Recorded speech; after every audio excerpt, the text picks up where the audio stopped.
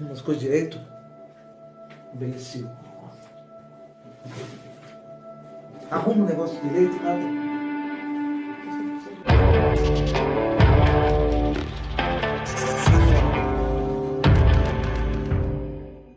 Esse vídeo é um estudo baseado em ciências comportamentais. Sendo assim, não vou expor a minha opinião pessoal sobre a pessoa analisada no vídeo.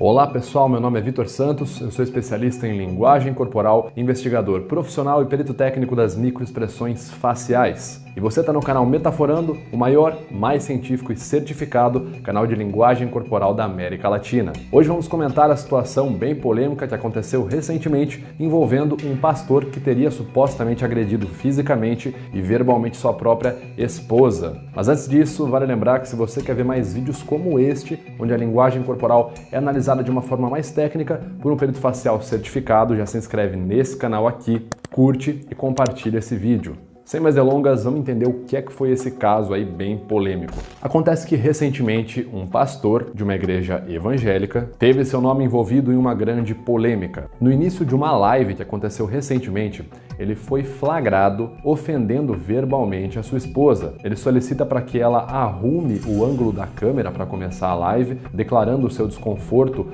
e insatisfação com esse ângulo, e enquanto ordena que ela arrume, ele profere sua ofensa verbal, dizendo imbecil. Bom, esse pastor veio no dia seguinte comentar a situação e pedir desculpas, para todo o público, para todas as pessoas que seguem ele. E hoje nós vamos observar esse vídeo dele para tentar entender o que é que ele pode ter sentido naquele momento que ele estava pedindo desculpas e até mesmo o que toda a verbalização dele, o discurso que ele deu nesse pedido de desculpas pode significar para a gente na análise não verbal. Lembrando que esse vídeo é só uma análise, uma tentativa de compreender a situação pela ótica da linguagem corporal, ok? Não é uma martelada final, muito menos uma acusação. É apenas uma análise. Vamos dar uma olhada então, o que a gente consegue ver aqui.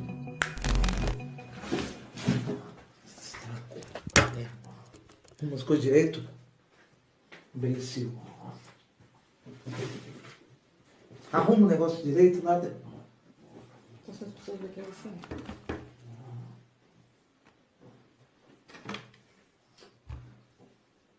Aceitem a paz dos... E está tendo muita repercussão do que aconteceu ontem. E eu tenho certeza que eu estou me expondo aqui juntamente com a minha esposa. E eu tenho certeza que nós vamos aqui, aleluia, dizer aos irmãos a situação que ocorreu. Ontem nós estávamos com problema no aparelho, no celular, e nós não tínhamos uma posição correta, E nós já estávamos em cima do horário de nós já fazermos o culto. Então eu simplesmente me levantei, fui tentar arrumar, e aí acabou derrubando outro aparelho de celular que faz a transmissão de hinos, Então caiu. Eu ali tropecei e ali acabou muito dali destruindo aquele aparelho que acabou caindo lá no chão. Então eu ali, de uma forma imprudente, de uma forma incorreta, eu ali como uma pessoa que não poderia agir da conduta e nem da forma que eu agi.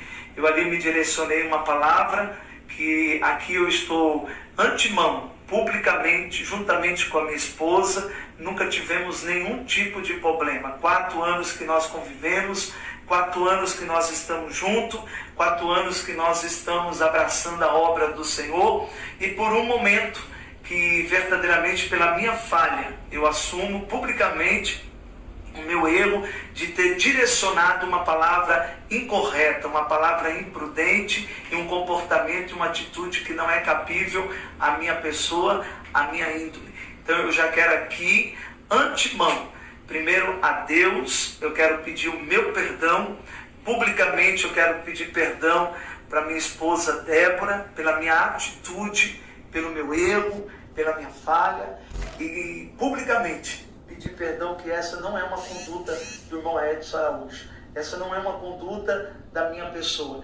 Então eu tenho certeza que quem me conhece sabe a minha índole, sabe da minha pessoa. Então aqui eu estou publicamente pedindo perdão à minha esposa e a todas as pessoas pela palavra e pela atitude, que nunca houve essa na nossa vida. A primeira coisa que me chama a atenção nesse vídeo de pedido de desculpas é quando ele vai falar que tropeçou, para explicar o que aconteceu na situação, que ele teria tropeçado, derrubado o celular. Então eu simplesmente me levantei, fui tentar arrumar e aí acabou derrubando outro aparelho de celular que faz a transmissão de hinos. A gente consegue ver o que ali então? Primeiro na face dele. F1 AU20B, medo, juntamente com inspirada funda. Fui tentar arrumar.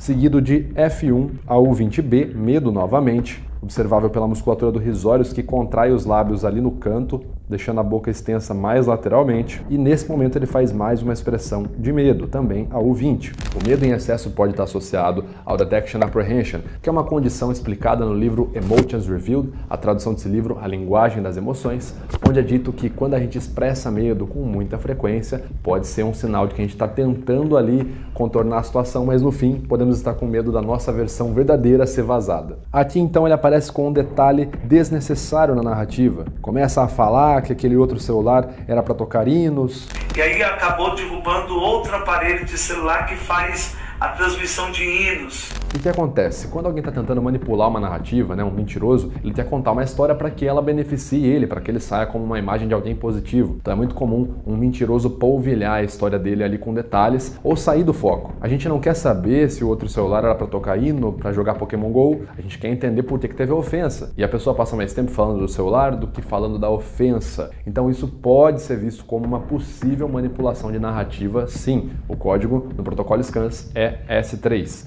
Impression Management. Ele faz repetição excessiva de alguns termos, como por exemplo, ali, dali, acabou. Eu ali tropecei e ali acabou muito dali destruindo aquele aparelho que acabou caindo lá no chão. O que significa isso? S1, a repetição excessiva, é também visto como um agregador verbal de tempo. Quando a pessoa está praticando a dissimulação, ela precisa fazer o quê? Pensar numa melhor resposta, pensar nas palavras, organizar corretamente o que ela vai falar. E aí é muito comum ela usar agregadores de tempo. Ela pode dar uma pausa longa, ou ela pode ficar repetindo uma palavra, e aí uma palavra, até que uma palavra, ela encontre uma palavra certa para falar uma palavra. Eu não sou culpado. Então é muito comum esse tipo de conduta também durante a dissimulação. É interessante observar aqui que ele diz, direcionei uma palavra, e não fala qual foi a ofensa, Ele não fala o que ele falou, inclusive ele não chega nem a usar o termo ofensa. Eu ali me direcionei uma palavra que aqui eu estou antemão, publicamente, juntamente com a minha esposa, nunca tivemos nenhum tipo de problema. Isso pode ser visto como um C2, afastamento verbal. Isso é explicado melhor no livro Detector de Mentiras, da Pamela Mayer, e se você quiser adquirir esse livro, é só clicar no link aqui na descrição e pegar ele com um preço bem bacana. Outro ponto que me chama a atenção ainda nesse momento é que ele diz, direcionei uma palavra que... E aqui eu estou... Eu ali me direcionei uma palavra que aqui eu estou... Ele não chega a concluir. Direcionei uma palavra que o quê? Que foi negativa? Que foi uma ofensa? Que acabou ofendendo? Não, ele fala, direcionei uma palavra que... E aqui eu estou com a minha esposa. Ele muda o foco, ele não chega a dizer o que foi, qual foi a consequência dessa palavra. Isso pode ser visto como uma manipulação narrativa, onde a pessoa não diz ali, o mentiroso ele tende a não praticar, não dizer o que aconteceu, nenhuma coisa que possa prejudicar ele. O mentiroso dificilmente vai falar, olha, eu ofendi a minha esposa chamando ela de imbecil, não era esse o meu objetivo. Não, ele vai falar o quê? Ele vai usar termos de afastamento verbais, olha, a situação não foi bem essa, ocorreram desavenças. Mas lembrando, gente, nós não estamos culpando esse pastor, muito menos dizendo que ele é culpado, acusando ele. Estamos apenas tentando entender aqui por meio da análise da linguagem corporal e do discurso o que ele está dizendo, beleza? No momento que ele vai assumir publicamente o seu pedido de desculpas, nós conseguimos ver uma pausa brusca na sua narrativa. Que verdadeiramente pela minha falha eu assumo publicamente o meu erro, que verdadeiramente pela minha falha eu assumo publicamente. Deslocamento do canto dos lábios de forma unilateral, uma microexpressão de desprezo. B2, falta de sincronia gestual entre o gesto e a verbalização. Ele faz o gesto primeiro e depois vem a verbalização. Então é muito comum também, isso é falado no livro Telling Lies do Paul Ekman, quando a pessoa está praticando a dissimulação, ela se concentra o quê? No que ela vai falar. E os gestos acabam não saindo sincronizados. Aí eu estava aqui com o meu amigo, então pode acontecer também quando eu estou forjando uma manipulação de narrativa, ok? E outra coisa que me chamou muita atenção, em um determinado momento do vídeo ele fala, vocês, eu peço perdão para vocês, peço perdão para o meu pastor, blá blá blá blá blá blá blá. Publicamente eu quero pedir perdão para minha esposa Débora, pela minha atitude, pelo meu erro, pela minha falha. Eu quero pedir perdão também pelo meu pastor Elias. Eu quero pedir perdão à minha família, também à família da minha esposa. Porém, quando ele vai falar da esposa dele, ele não vira para ela e fala assim: olha, eu quero inclusive te pedir perdão, me perdoa, tá, fulana? Publicamente eu quero pedir perdão para minha esposa Débora, pela minha atitude, pelo meu erro, pela minha falha. Não, ele diz que quer pedir perdão para a esposa dele. Ele não pede diretamente. Porém, no vídeo anterior, né, na live, a ofensa ele direcionou para ela. Ele ofendeu ela de forma direta. Não, sua imbecil. Por que aqui na hora de pedir perdão ele não fez de forma direta também, viu? Inclusive, queria pedir perdão para minha esposa. Esposa, desculpa, tá? Não era a intenção. Não, eu gostaria de pedir perdão para minha esposa. Então peça, se você quer peça, vira pro lado e pede. Gente, mas observando aqui num geral o discurso desse pastor, o que a gente consegue observar é uma coisa que está muito associada a relatos positivos, né? Vamos observar com atenção. Primeiro, ele explica o que aconteceu na situação e ele diz que o celular de fato caiu e quebrou. Ele diz que errou e ele pede desculpas. Geralmente, uma pessoa que não está arrependida, ela dificilmente vai falar que sente muito e vai admitir que errou. Porém, tem só um pequeno detalhezinho aí nesse pedido de desculpas que é um pouco incomum, vamos dizer assim. Acontece que antes dele pedir desculpas, de fato, ele verbaliza qualidades sobre si próprio. De ter direcionado uma palavra incorreta, uma palavra imprudente e um comportamento e uma atitude que não é cabível à minha pessoa, à minha índole.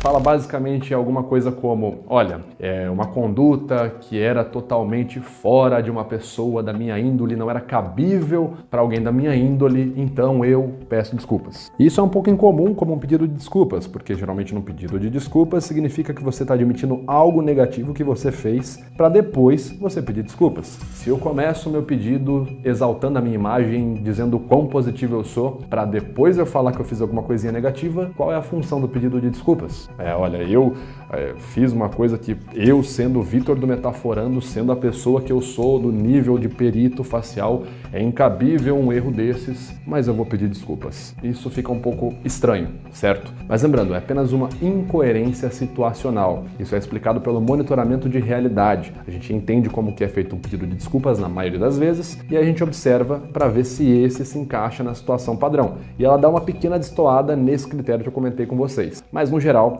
é uma situação muito comum aqui, o que ele está dizendo, em casos onde a pessoa de fato está se sentindo arrependida. Mas lembrando, a gente está tentando entender a situação, beleza? Eu separei aqui umas observações sobre a esposa dele também, vamos dar uma olhada. A postura dela durante quase todo o vídeo é a mesma: tensão na região dos ombros, B4, postura de fechamento com os braços cruzados e cabeça baixa. Vez ou outra, ela efetua um gesto pacificador, automassageando os braços ou as mãos. A cabeça baixa quase o tempo todo pode ser ali explicado também no livro Linguagem das Emoções como um tipo de comportamento de vergonha ou culpa. Ela pode se sentir culpada ou envergonhada. A tensão nos ombros, os gestos pacificadores, a postura de fechamento, pode ser ali alguns sinais de ansiedade elevada. Poderia dizer pra gente, né, numa conclusão rápida aqui, que ela pode ter se sentido envergonhada, culpada ali naquele momento de estar ali com o marido pedindo desculpas e também muito apreensiva, desconfortável de estar ali naquele momento. Significa que ela não teria gostado de estar ali do lado do marido pedindo desculpas naquele momento.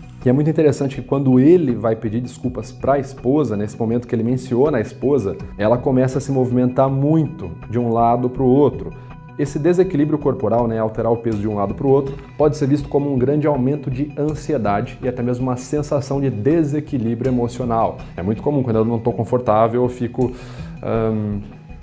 jogando o peso de um lado para o outro. Mas essa é apenas a nossa conclusão nesse vídeo. Bom, pessoal, o vídeo vai ficando por aqui. Se você gostou, já sabe, curte, compartilha esse vídeo para ajudar bastante a linguagem corporal a ser divulgada de forma mais técnica. Se inscreve no canal, caso não seja inscrito. E a gente se vê então no próximo vídeo. Valeu!